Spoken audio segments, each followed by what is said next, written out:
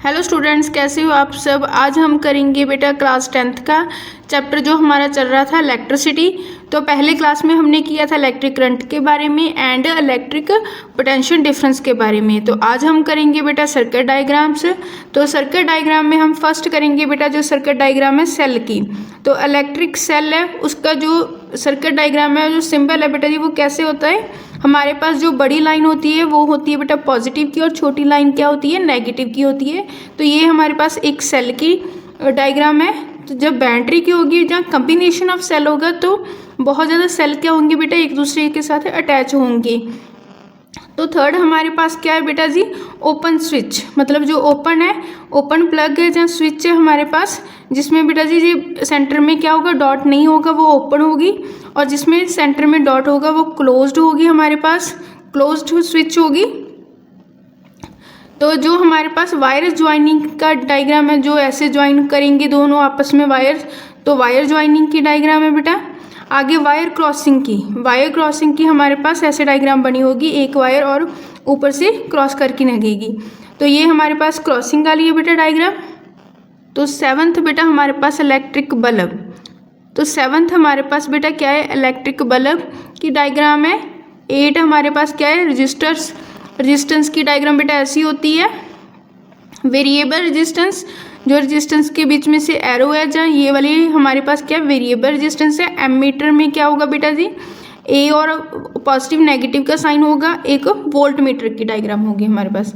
तो ये हमारे पास थी बेटा सारी सर्किट डायग्राम्स। तो अब हम करेंगे बेटा ओम्स लॉ। तो जो हमारे पास ओम्स लॉ है उसके पहले हमारे पास क्या आएगी बेटा एक एक्टिविटी आएगी। तो एक्टिविटी में हमारे पास क्या है बेटा जी एक सर्किट को ज्वाइन करना है, जिसमें हमने क्या करना है बेटा रेजिस्टेंस लेना है। रेजिस्टेंस का क्या काम होता है वो हम बताएंगे अब आगे। एमीटर लेनी है, की लेनी है, वोल्ट मीटर, और हमारे पास क्या है सेल लेनी है बेटा, और वायर को क्या करना है ज्वाइन करना है। तो जब हमने क्या करनी है बेटा इनकी सबकी रीडिंग नोट करनी है।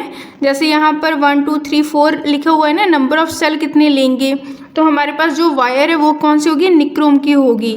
तो जो निक्रोम की वायर है वो किसके साथ मिलकर बनती है निकल, chromium, manganese and iron metal के अलॉय के साथ मिलकर जो बनती है बेटा जी। तो फिर हमने क्या करना है बेटा उस जो वायर में करंट कितना आएगा वोल्ट मीटर और उनकी रेशो वो हमने क्या करनी है कैलकुलेट करनी है।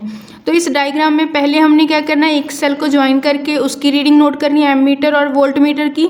फिर 2 सेल लेनी है, फिर उनकी रीडिंग नोट करनी है, फिर 3 सेल, फिर 4 सेल, और उनकी रीडिंग नोट करके बेटा उनकी क्या करनी है रेशो निकालनी है।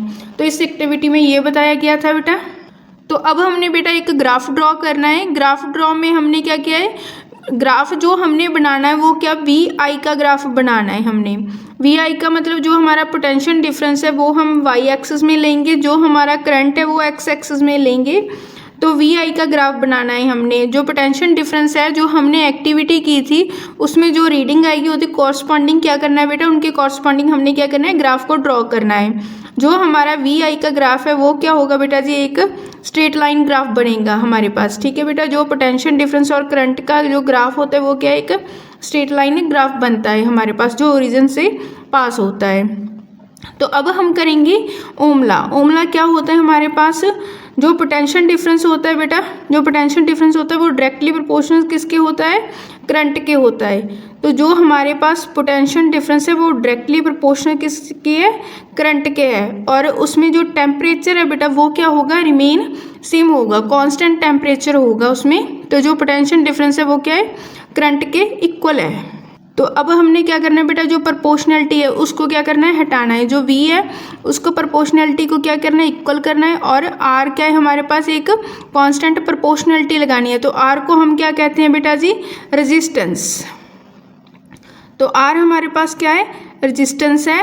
रेजिस्टेंस का क्या काम होता है वो बताना है हमने। जो रेजिस्टेंस का होता है बेटा जी वो करंट के फ्लो को क्या करता है रेजिस्ट करता है।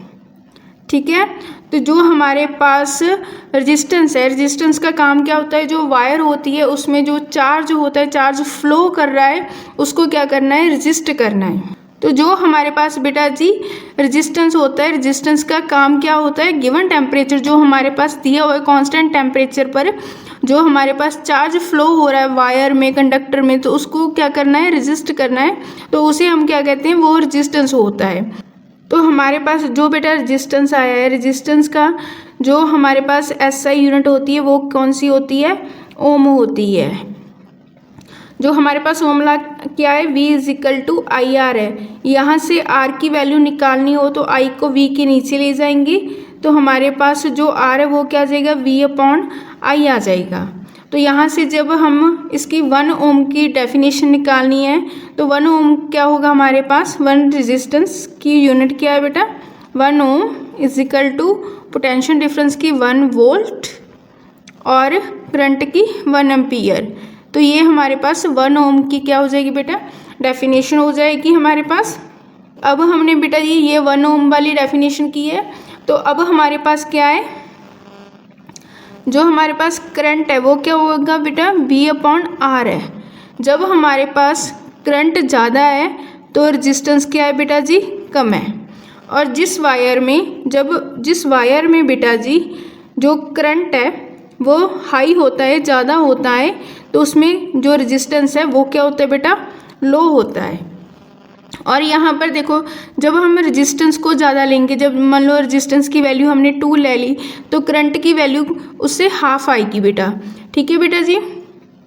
तो जब रेजिस्टेंस लो होगा तो करंट की वैल्यू ज़्यादा आएगी, जब करंट लो होगा तो रेजिस्टेंस की वैल्यू ज़्यादा आएगी, क्योंकि दोनों क्या है, एक दूसरे के इन्वर्सली प्रोपोर्शनल है। तो बेटा इस पैराग्राफ में क्या है, जिसमें बेटा जी लो रेजिस्टेंस होता है, जिसमें क्या होता है, लो रेजिस्टेंस होता है, वो क्या होता है हमारे पास, गुड कंडक्टर होता है। तो वो क्या हमारे पास क्या होता है, गुड कंडक्टर, मतलब जिसमें इलेक्ट्रिसिटी इजीली पास हो जाती है। और जो हमारे पास conductor having some applicable of resistance is called resistor होता है। और जो हमारे पास बेटा जी जिसमें हाई रेजिस्टेंस है, रेजिस्टेंस क्या होता है, काफ़ी हाई होता है, वो हमारे पास क्या होता है बेटा, पुअर कंडक्टर होता है। उसमें जो इलेक्ट्रिसिटी है वो कम पास होती है। और जो इंसुलेटर होता है उसमें तो बेटा रेजिस्टेंस बहुत ज़्यादा हाई होता है, तो उसमें तो इलेक्ट्रिसिटी पास नहीं होती इंसुलेटर में। तो इस पैराग्राफ में बेटा ये वाली चीज़ बताने वाली थी, गुड कंडक्टर क्या होता है, रजिस्टर क्या होता है, पुअर कंडक्टर और इंसुलेटर क्या होता है हमारे पास। तो आपको हमारी क्लास कैसी लगी बेटा, कमेंट बॉक्स में ज़रूर बताना। तो हमारी क्लास को बेटा शेयर, लाइक और चैनल को सब्सक्राइब जरूर करना। थैंक यू बेटा।